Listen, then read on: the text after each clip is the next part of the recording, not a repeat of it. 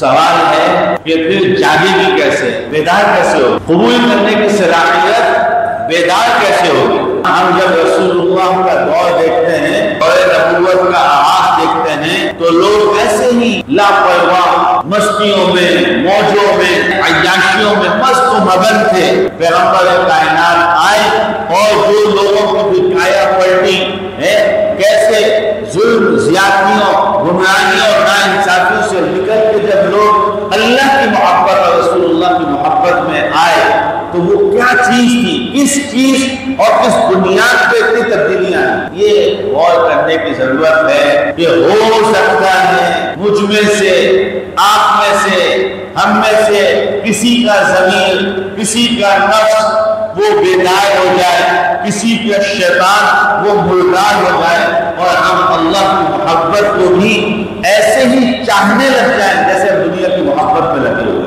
دنیا کی محبت میں لگے۔ اللہ رب کریم نے قرآن کریم کے اندر ایمان والوں کی ایمان کا ایک پیمانہ بتایا، تھرمامیٹر، ترازو لگایا اللہ نے۔ کیا ایمان والے کون ہیں؟ وَالَّذِينَ آمَنُوا أَشَدُّ حُبًّا لِلَّهِ، ایمان والے وہ ہیں جو اللہ سے اشد، بہت شدید قسم کی محبت کرتے ہیں۔ اشد حبا للہ، والذین آمنوا اشد حبا للہ، ایمان والے تو وہ ہیں جو اللہ کی محبت میں شدید ہو جاتے ہیں، اللہ کی محبت میں بڑھ جاتے ہیں، اللہ کی محبت میں مضبوط اور طاقتور ہو جاتے ہیں۔ کیا وہ ایسے ہوں گے؟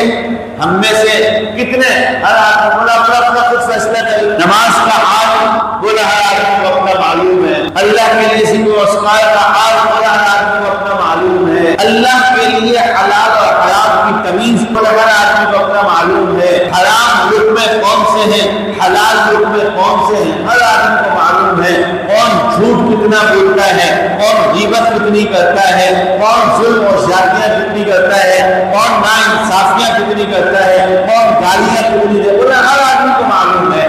ان حالات میں ہر آدمی اپنا فیصلہ کر سکتا ہے کہ میں اللہ کے ساتھ محبت میں زیادہ ہوں یا دنیا کے ساتھ محبت میں زیادہ ہوں۔ دنیا کے ساتھ محبت میں زیادہ ہے تو یہ تباہی کے دہانے پر ہے، یہ کسی توپ کے دہانے پر کھڑا ہے، کسی وقت بھی اڑا دے گی۔ اور اگر اللہ کے ساتھ محبت میں زیادہ ہے، اللہ کی محبت اس کو بیدار کرتی ہے، رسول اللہ کی محبت اس کو جگاتی ہے، تو پھر پریشان نہیں۔ ایسے لوگ جو پریشان نہیں ہوں گے کہ جن میں اللہ رسول اللہ کی محبت ہوگی، یعنی ان کا اپنا فیصلہ تو پہلے بتائے۔